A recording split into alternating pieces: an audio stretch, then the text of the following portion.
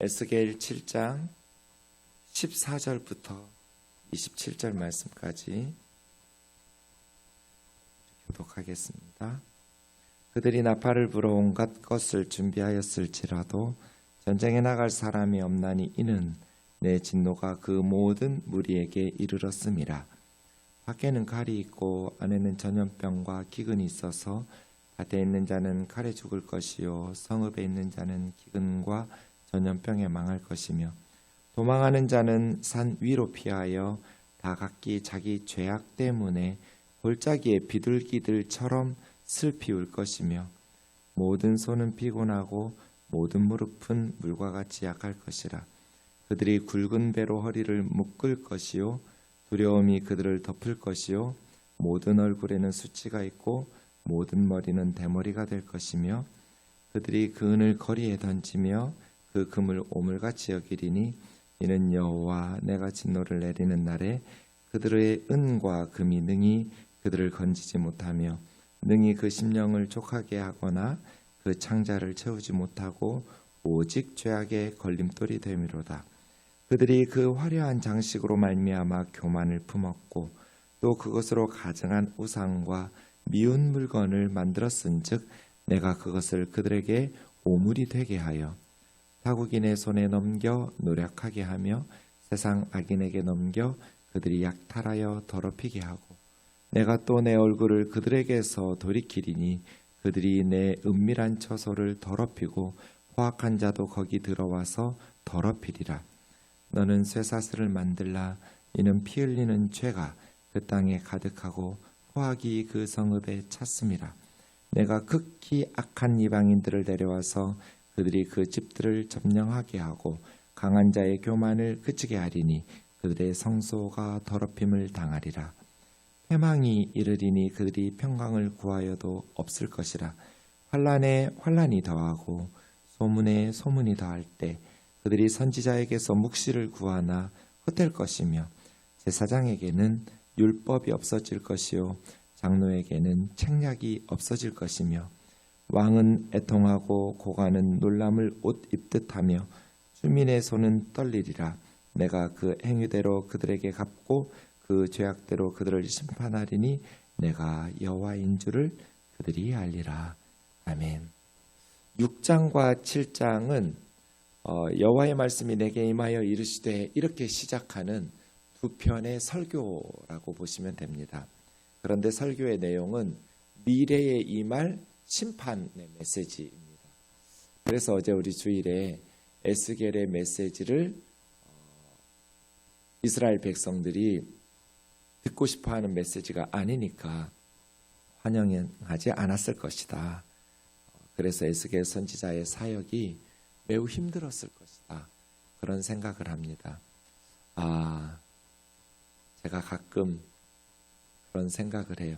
이게 무슨 생각을 해서 꿈을 꾸는 것 같기도 한데요. 아주 가끔 제가 설교하고 있는데 성도님들이 이렇게 듣기 싫다고 한 명, 두 명 일어나서 떠나는 거예요. 예배당을. 그래서 이렇게 덩그러니 비어버린 아니면 소수의 몇 사람만 남아있는 그런 어떤 두려움이 제 안에 있나 봐요. 설교자들은 하나님 앞에서 설교한다고 마음을 다잡지만 듣고 있는 성도님들에게 은혜가 되는 힘이 되고 용기를 줄 수 있는 그런 메시지를 전하기를 원하잖아요. 그런데 사실은 진정한 용기와 위로와 힘은 하나님의 말씀을 바르게 해석해서 적용하면서 전하고 그 말씀에 우리의 삶을 변화시키고 회개하고 죄를 뉘우치고 예수를 믿으라. 이것이 구원이지 회개가 없고 죄 용서와 그런 회개가 빠져버린 그러한 회심은 저는 정상이 아니라고 생각하거든요. 예수님이 나에게 다가왔다. 이거는 내가 그동안 잘못 살았구나. 내가 하나님 없이 살았고 내가 정말 영적으로 윤리적으로 육적으로 타락한 삶을 살았구나. 양심적으로 산 줄 알았는데 남들보다 특별히 더 악하게 산 것 같지 않았는데 내가 하나님 앞에서 죄인이었구나. 이걸 깨닫으면서 그 죄인인 나 때문에 예수님이 십자가에서 죽으셨구나. 이게 복음이고 이게 구원과 회심이잖아요. 그런 죄사함이 없는, 회개의 감격이 없는, 그냥 예수님을 깨달았다, 예수님을 알게 됐다, 이런 것이 저는 온전하지 못하다. 그게 정말 제대로 된 회심인가? 이런, 물론 구원에 대한 최종적인 판단은 하나님만 내리실 수 있죠. 그 회심이 온전한지, 그 구원이 온전한지 아닌지는 누가, 어떤 사람이 정확하게 판단할 수 있겠어요. 하나님만이 최종적으로 구원에 대해서 그 사람의 회심의 진위 여부를 판단하실 수 있는 자격이 있으시겠죠. 그럼에도 불구하고 성경에서 죄를 뉘우치고, 그래서 말씀이 이렇게 때로는 위로가 되기도 하고 격려가 되기도 하지만 때로는 말씀이 참 부담스럽기도 하고 내가 괴롭기도 하고, 이런 게 정상이거든요. 목사인 저도 그렇고요. 말씀을 대할 때마다 때로는 정말 하나님 앞에서, 그런데 지나놓고 보면 정말 내가 하나님 앞에서 회개할 때 그 말씀이 옳다고 인정하고 내 삶을 하나님 앞에 이렇게 죄인임을, 주님 내가 죄인이라고, 내가 주님 앞에 정말 부끄러운 사람이라고 고백하면서 은혜가 찾아오고 평강이 찾아오고 위로와, 그게 진정한 축복이고 그것이 진정한 은혜이지요.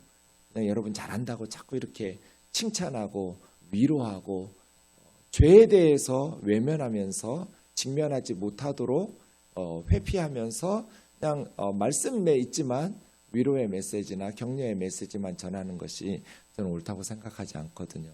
진정한 위로는 회개 후에 오기 때문에, 진정한 은혜는 우리의 삶에 대한 나의 죄인됨을 깨닫고 예수 그리스도의 십자가를 붙잡도록 하는 것이 은혜이지, 여러분 잘 살고 있습니다, 이게 진정한 위로와 은혜는 아니니까요.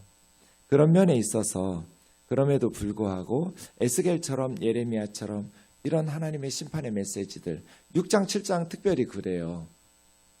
지금 그렇지 않아도 나라가 망할까 어쩔까 두려워하고 염려하고 있는 그발 강가에 끌려온 포로민들에게 이런 미래의 메시지가 전혀 희망이 없이 멸망적인, 절망적인 그런 메시지를 전할 때 이 사역자가 얼마나 부담스럽고 힘들었을까, 에스겔이 그런 생각을 해봅니다.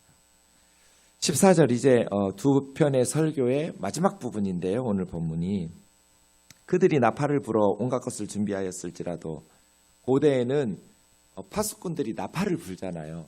적군이 쳐들어온다 하면서 경고하는 게 나팔이에요. 전쟁에 대한 경고 나팔. 그러면 이제 전쟁을 준비하겠죠. 적군이 쳐들어오니까요. 나팔을 불어 온갖 것을 준비하였을지라도 전쟁에 나갈 사람이 없으니, 왜요? 용감하게 싸우겠다고, 나라 지키겠다고 나가는 사람이 없다는 거예요. 이는 나의 진노가 그 모든 무리에게 이르렀습니다. 이 진노는 하나님의 진노인 거예요. 이스라엘의 죄에 대한 하나님의 진노. 바벨론 군대는 그냥 하나님의 도구였을 뿐이에요. 그들이 더 의로워서 복을 주시는 게 아니에요. 좀 이따 보겠지만 악한 군대예요. 바벨론은 악한 사람들이에요.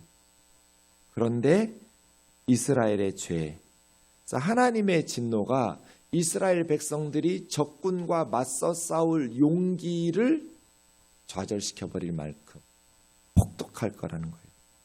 밖에는 칼이 있고 안에는 전염병과 기근이 있어. 밭에는 칼에 죽고 성읍에 있는 자는, 그러니까 밭은 바뀌고 성읍은 아니겠죠. 밖으로 나가면 바벨론 군대에 칼에 죽어요. 성읍 안에 있으면 전염병과 굶주림으로 죽어요. 기근으로. 그러니까 살 수가 없어요.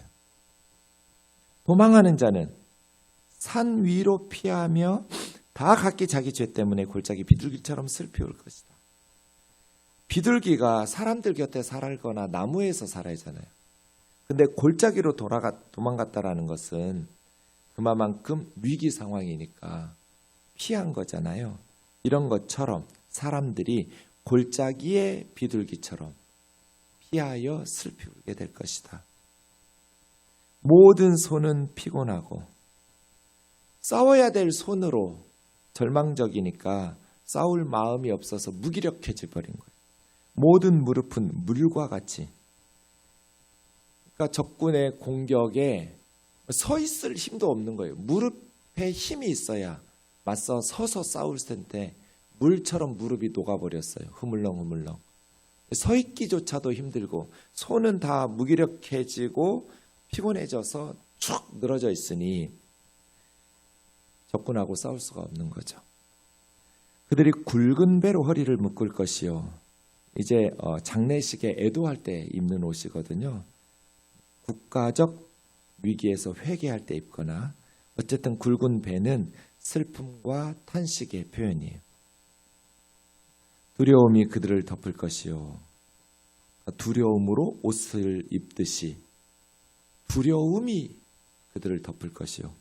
모든 얼굴에는 수치가 있고 모든 머리는 대머리. 왜 머리가 다 대머리가 될까요? 다 쥐어뜯어서 그래요. 너무 괴로우니까 머리를 다 쥐어뜯어서 대머리가 될 것이며 그들이 은을 거리에 던지며 금을 오물같이 여기리니. 왜 금, 은을 거리에 던지면서 오물처럼 그렇게 여길까요? 돈이 필요가 없으니까. 기근이 와서 곡식을 살 수가 없어요. 은이 있어도.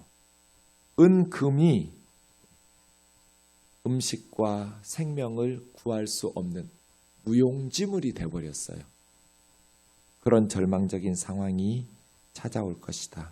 이는 여호와 내가 진노를 내리는 날에 그들의 은과 금이 능히 그들을 건지지 못하며 은으로 곡식을 살 수도 없고 금으로 생명을 구할 수도 없어요. 아무짝에 쓸모없는 그들이 은, 금으로 건짐받지 못하기 때문에 능히 그 심령을 족하게 하거나 그 창자를 채우지 못하고 곡식을 살 수가 없으니까요.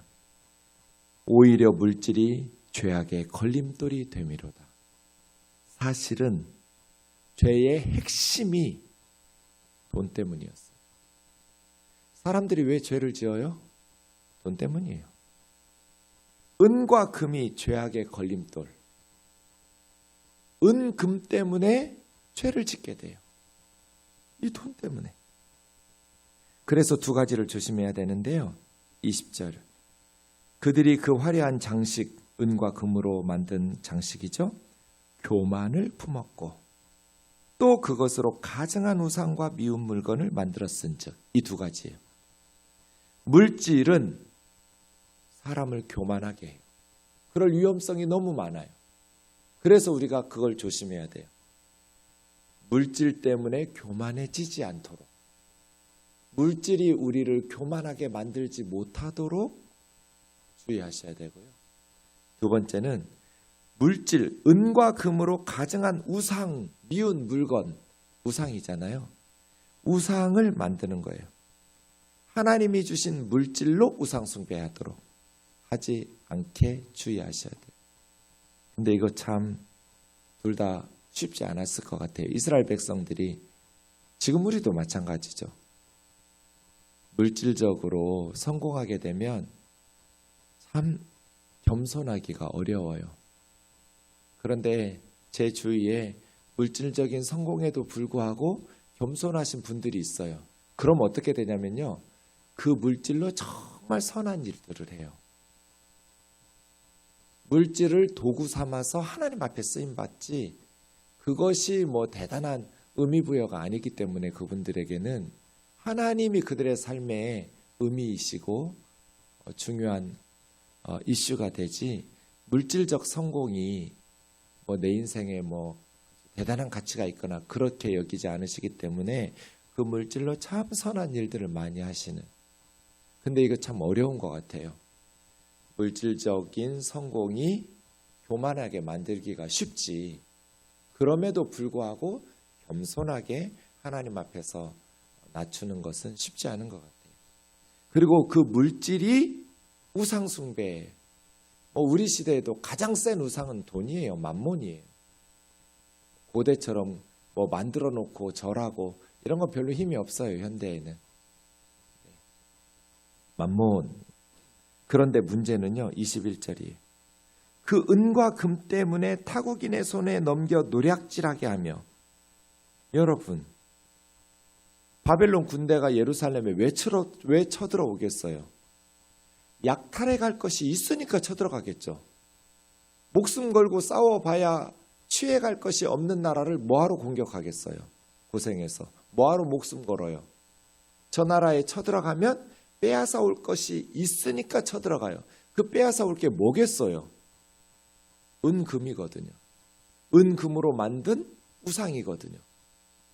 그러니까 어리석은 이스라엘 백성들이 은과 금으로 우상을 만들고 은과 금을 쌓아 모아서 하나님의 말씀 불순종해 가면서 남의 거 속여 빼앗고, 잠시 후에 보겠지만 폭행으로 그렇게 남의 눈에 피눈물 흘리게 해가면서 긁어 모은 은금이 타국인의 군대를 불러들였어요. 그래서요.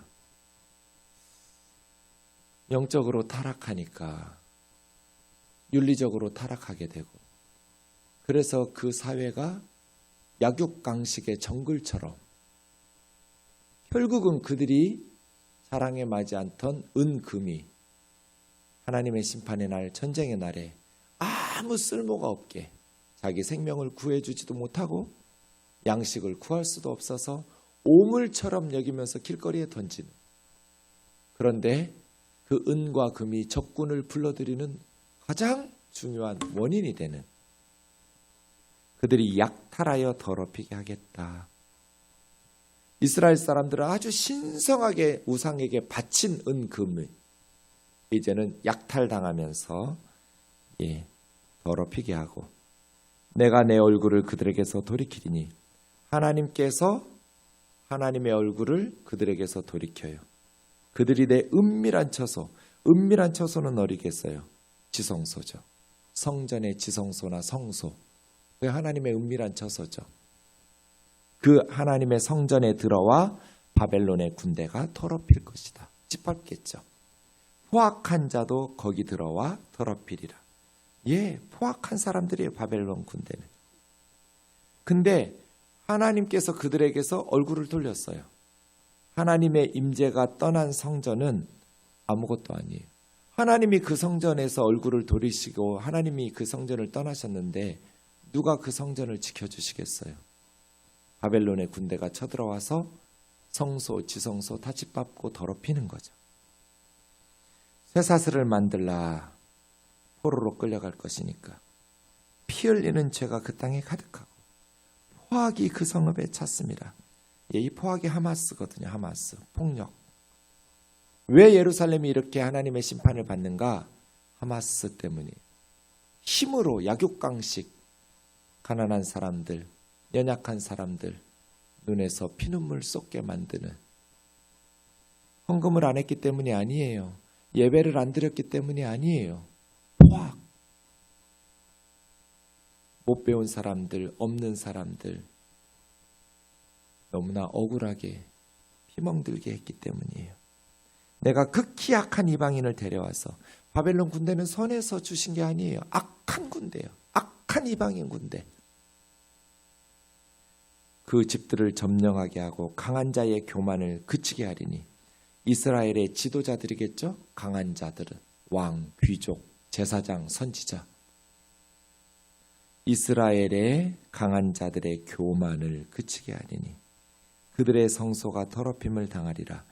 예루살렘 성전에서 하나님을 예배하니 기도하는 그 기도를 들으시고 하나님께서 이방인의 군대를 무찌르시고 이스라엘을 구원해 주실 것이다 라고 말하지 마라.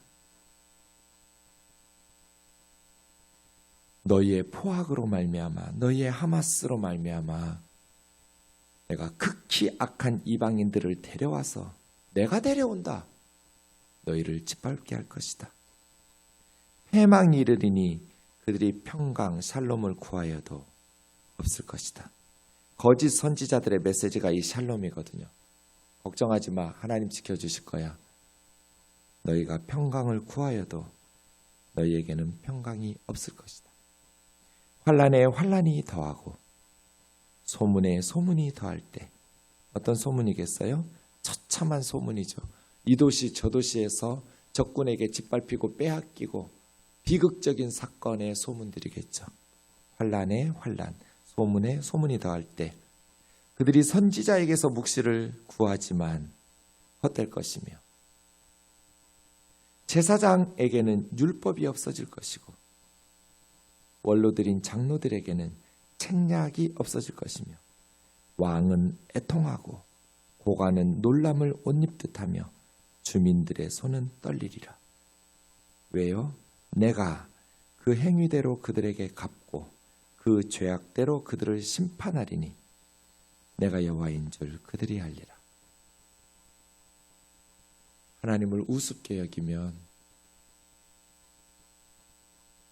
내가 여호와인 줄 패망한 후에 비로소 깨닫게 될 것이다. 내가 여호와인 줄 그들이 알리라. 이 말씀이 6장과 7장에 7번 나오거든요. 그래서예요. 사람들은 왜 맞고 나서 깨달을까? 이스라엘이 망하기 전에 하나님 앞에 좀 겸손하게 말씀에 순종하면서 영적인 분별력을 갖추고 바르게 섰더라면 얼마나 귀하게 쓰임받았겠어요. 모든 열방과 이방이 이스라엘을 향해서 하나님의 말씀, 율법을 구하려고 보물들을 싸질머지고 찾아올 텐데 오히려 이스라엘이 하나님의 복을 받기는커녕 그렇게 징계와 재앙을 받으니까 열방의 비웃음과 조롱거리가 되잖아요. 왜 하나님의 백성들이 잘 나갈 때 겸손하지 못하고 하나님의 말씀에 순종하면서 정말 연약한 사람들을 돌아보고 정직하고 진실하게 하나님의 말씀에 따라 살아가지 못할까? 네, 이것이 이스라엘 백성들뿐 아니라 우리들의 모습이기도 하지 않을까? 말씀 앞에서 언제나 물질이 또 아니면 세상적인 성공이 우리를 교만하게 하거나 그것이 우상이 돼서 하나님이 아닌 그 물질적 세상적 성공이 삶의 목적이 돼버리고 삶의 하나님이 돼서 그것 때문에 하나님을 섬기는 것이 보조적인 수단으로 전락해버리는, 하나님을 섬긴다고 말하지만 이스라엘 백성들처럼 우상 숭배하는 그런 어리석음이 없기를 원합니다. 기도하겠습니다.